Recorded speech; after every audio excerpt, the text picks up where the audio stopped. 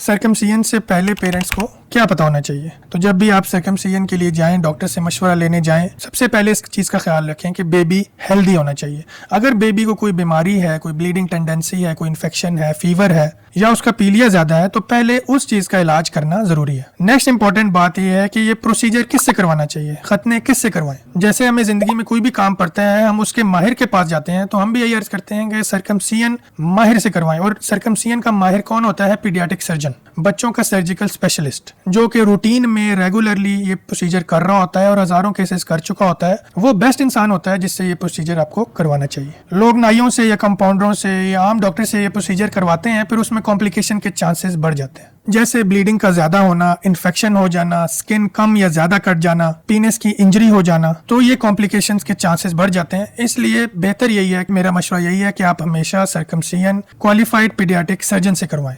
अब बात करते हैं सर्कमसिजन प्रोसीजर की। क्या मुख्तलिफ तरीके हैं या मेथड्स हैं जिनसे सर्कमसिजन की जा सकती है? पाकिस्तान में प्लास्टिबल यानी रिंग मेथड और ओपन सर्कमसिजन यानी जो रवायती तरीका है सर्कमसिजन का, ये बहुत कॉमन है। तो मेरा आपको मशवरा है, अगर बच्चा छोटा है तो आप हमेशा कोशिश करें कि प्लास्टिबल सर्कमसिजन करवाएं। प्लास्टिबल सर्कमसिजन के फ़ायदे ये हैं कि उसमें ब्लीडिंग कम होती है, टाइम कम लगता है, कोई टांके नहीं होते, कोई पट्टी नहीं होती, तो बच्चे के लिए आसानी रहती है। हाँ, अगर आपके एरिया में या आपके करीब कोई ऐसा सर्जिकल स्पेशलिस्ट अवेलेबल नहीं है जो प्लास्टिबल सर्कमसिजन करता हो, लेकिन वो ओपन सर्कमसिजन अच्छे तरीके से करना जानता है और उसमें एक्सपर्ट है, तो आप ओपन सर्कमसिजन यानी रिवायती तरीके से खतने भी करवा सकते हैं। प्लास्टिबल सर्कमसिजन में बेसिकली एक रिंग होती है जो पीनस और जिल्द के बीच में डाल दी जाती है और फिर एक धागा टाइट से उसके इर्द गिर्द बांध दिया जाता है। रिंग धागे और जिल्द के समेत कुछ अरसे बाद खुद ही उतर जाती है। और जो सर्जिकल प्रोसीजर है जिसको ओपन सर्कमसिजन यानी रिवायती खतने की कहते हैं, उनमें क्या करते हैं कि उनमें जो एक्स्ट्रा जिल्द होती है उसको काट के या तो जोर से पट्टी कर देते हैं कुछ कंपाउंडर, लेकिन जो सर्जिकल स्पेशलिस्ट होते हैं वो इर्द गिर्द टांके लगा देते हैं। अब हम डिस्कस करते हैं कि क्या सर्कमसिजन एक पेनफुल प्रोसीजर है। देखिए, इसमें बच्चा थोड़ा सा डिस्टर्ब तो होता है क्योंकि एक ये सर्जिकल प्रोसीजर है, लेकिन इसमें सुन करके यानी लोकल एनेस्थीसिया लगा कर ही सर्जरी की जाती है। उसके बाद बच्चे को पेन किलर मेडिसिन यानी पैनाडोल ड्रॉप्स दिए जाते हैं, उसकी वजह से बच्चे को पेन नहीं होती।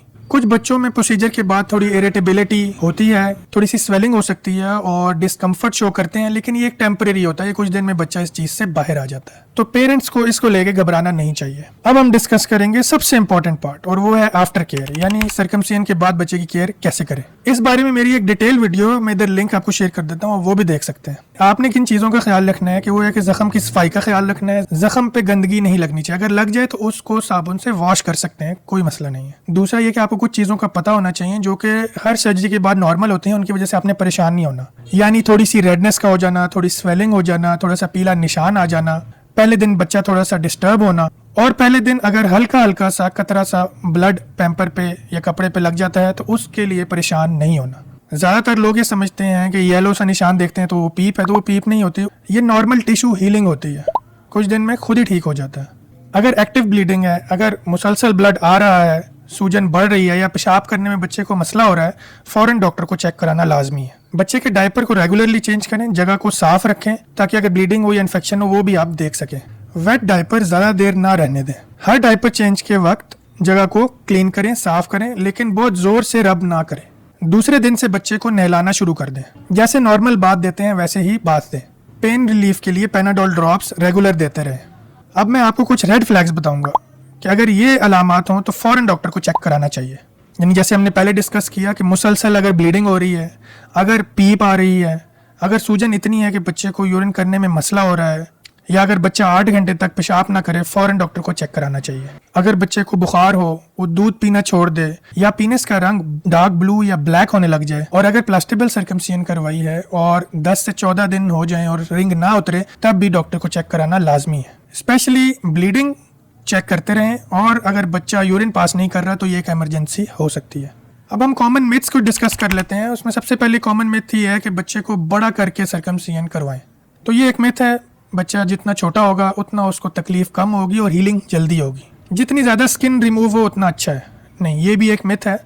ना स्किन ज़्यादा कटनी चाहिए ना कम कटनी चाहिए। और कुछ बच्चों में तो स्किन थोड़ी सी एक्स्ट्रा इसलिए छोड़ी जाती है, जब बच्चा बड़ा होता है और साइज बड़ा होता है तो वो स्किन खुद ब खुद पीछे हो जाती है। हर येलो लेयर इन्फेक्शन नहीं होती। अगर पीप ज़्यादा आ रही है तब डॉक्टर को चेक करवाएं, सिर्फ पीले निशान से मत घबराएं। एक मिथ ये है कि लोकल एनेस्थीसिया डेंजरस होता है। एक्सपर्ट और ट्रेंड हैंड्स में लोकल एनेस्थीसिया डेंजरस बिल्कुल नहीं होता। अब हम कुछ सवालात डिस्कस करेंगे जो अक्सर पेरेंट्स मुझसे पूछते हैं।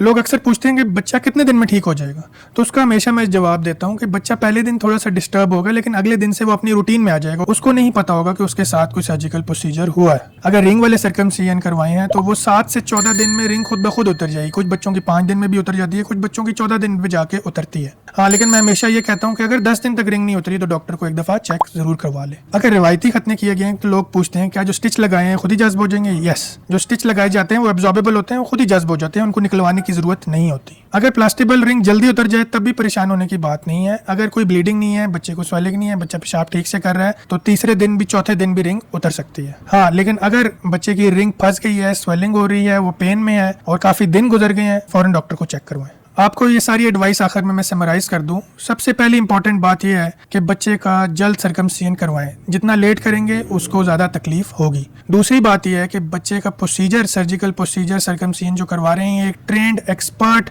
पीडियाट्रिक सर्जन से करवाएं। जो मिथ्स हैं उन पे ब्लाइंडली ट्रस्ट ना करें और प्रॉपर आफ्टर केयर करें। प्रॉपर आफ्टर केयर के लिए मेरी ये वीडियो देखें, इंशाल्लाह आपको बहुत फ़ायदा होगा। उम्मीद है इस वीडियो से आपको सर्कमसिजन के बारे में क्लियर अंडरस्टैंडिंग हो गई होगी। अगर आपको वीडियो यूजफुल लगी तो मेरे चैनल को जरूर सब्सक्राइब करें और वीडियो को लाइक और शेयर करें। Thank you.